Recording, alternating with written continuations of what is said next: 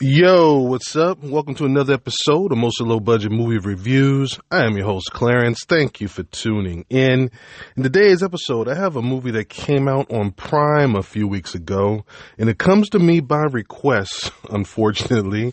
It's called Relationship Goals, and starring Method Man and Kelly Rowland.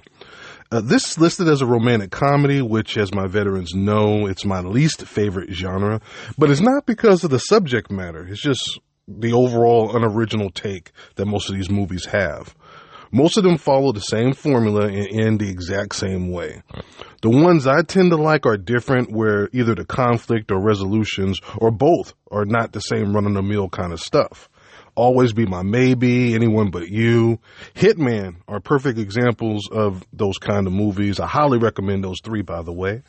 Now, I enter all my reviews with an open mind, and I only judge what's on the screen. So, what is this one about? And actually, this isn't going to take long. Leah, works at a morning television show, and she's up for showrunner. She thinks it's a done deal when they bring in another candidate, Jared, who just so happens to be her former boyfriend. And they had a bad breakup, so they're not on good terms. And they're forced to co-produce a segment. And you know what? That's just where I'm going to stop. I don't even feel like going through it. You guys know the rest. None of this should be spoilers. They fall in love again while they're working together. There is a conflict, and one of them makes a grand apology in a public place, and they get together. So what did the pros think?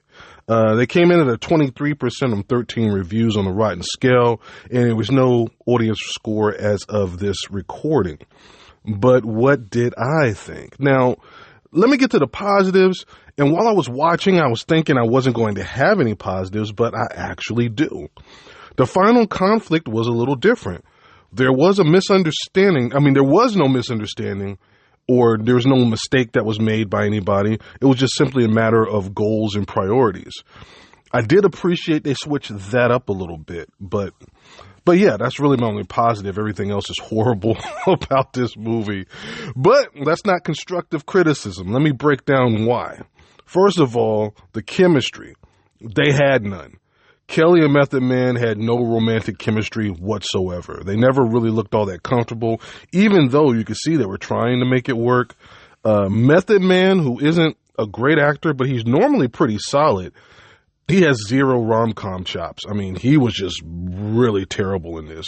His comedic timing was off. He had these over emotional facial expressions he was trying to do for the comedy piece. He was trying, but it just wasn't very good.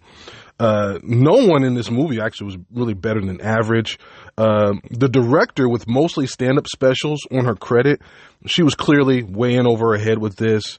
But that's not all her fault, because this is just a cliche-filled script. It looked like they reviewed a bunch of rom-coms, and they, wrote down stuff on slips of paper, and they put all those pieces of paper in a bag, and then they just closed their eyes, and then they just shuffled their hand around and pulled out each one. And they said, oh, look, high-powered, career-driven female executive. Okay, we'll use that one. Former boyfriend in the same field. They ended on bad terms. Let's use that one. Oh, she has a black gay male assistant. All right, let's put that in the movie. 2 girlfriends, one in a relationship but not happy, and the other one single and dating. Also not happy. Okay, that fits the criteria. Oh, we got to have a windshield view car karaoke scene. And don't forget, we got to have the girlfriends dressed up doing a montage and silly dances. I could just go on and on and on, and they just kind of just put all the cliches in.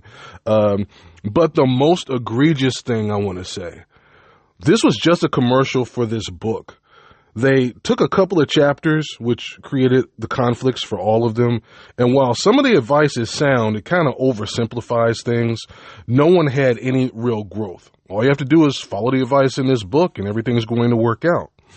Life really ain't like that. If they were really trying just a little bit, we would have had, it would have been easy for them to just write a little wrinkle in there with one of the girlfriends, just so things didn't exactly, play out the way, they were supposed to play out. But it was all about selling this book on Amazon and showing how effective this book is. I mean, you need to be a hardcore fan of the actors in this movie, or, you know, you just really want to see some of the things in the book brought to life. I mean, to get any kind of enjoyment out of this.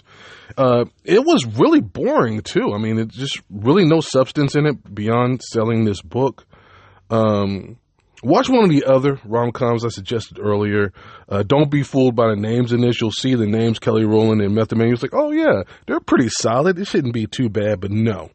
They're really not good in this movie. 20% on a rotten scale feels about right. Yeah, and that might be a little bit too generous, honestly, but yeah.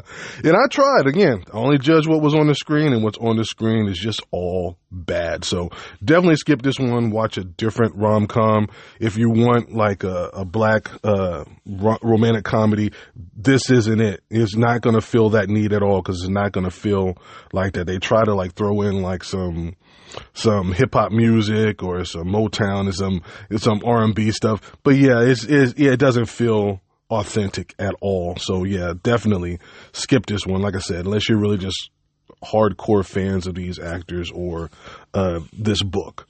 With that being said, I'll close it out right here. If this is your first time, don't make it your last. This has been a Podbean production, mostly low-budget movie reviews with Clarence. Thanks for the support. I appreciate it. Thank you for tuning in. And I definitely will drop at least one video on my YouTube channel, Low Budget Movie Reviews with Clarence. There was a horror movie that dropped this weekend. Not going to say what the name of it. You'll have to go over to the channel to get that review, because I'm not going to do it here. I'm going to do it on my channel. So go over there, check out that review if you really want to check it out. I also have another early review coming. Shout out to that company that keeps sending me these early screeners. And it's starring Wanda Sykes. If you follow me on social media, I already posted a poster about it. If you don't, then I don't know why you're not doing that already. But I'll have an early review of that movie coming. It opens up next weekend, so that should be up soon. But thank you guys again. I do appreciate the support. Yeah, I don't want to start rambling. My friend Jason actually called me out for rambling on one of his episodes, so let me just end it here. Thank you guys for tuning in, and I'll see you next time. Peace.